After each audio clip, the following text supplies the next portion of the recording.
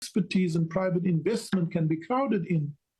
And our view is that Eskom should stabilize in the next 12 to 24 months. Proudly South Africa says there isn't as much support as required going towards locally made products. The organisation has called on corporates and industry bodies to galvanise their members to get them to choose locally made products to help create jobs here at home. A report commissioned by the organisation shows investment in the local manufacturing sector can help grow the economy, create jobs and grow the tax base. Activity in the manufacturing sector has been slowing since before COVID-19, with competitiveness in the sector said to be lagging emerging market peers. The sector has endured electricity supply constraints and logistics challenges. Economist Dr. Iracha Bedian says the manufacturing sector is in urgent need for a turnaround in terms of its contribution to the economy as well as export competitiveness. A Proudly South African study shows that there are still opportunities in the sector and that they require focus from government and the private sector to unlock them.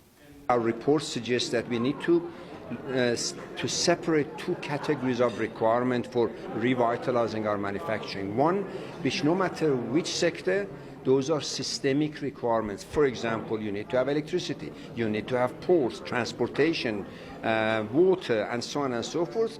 Those are irrespective of which type of industry you want to promote.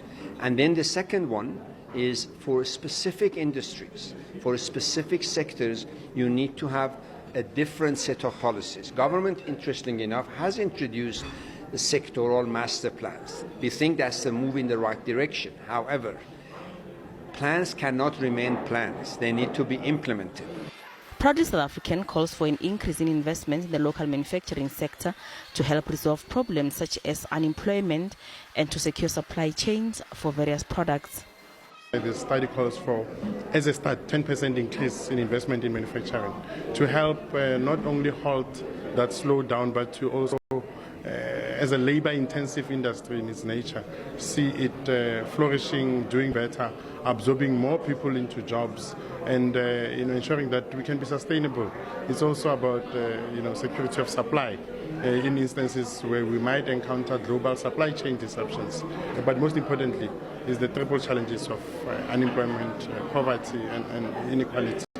Business says the private sector's reluctance to invest stems from the slow implementation of policies and reforms by government.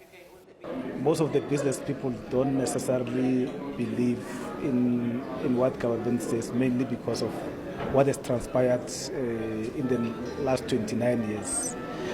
They've had a lot of talks, a lot of plans, but nothing much has been implemented.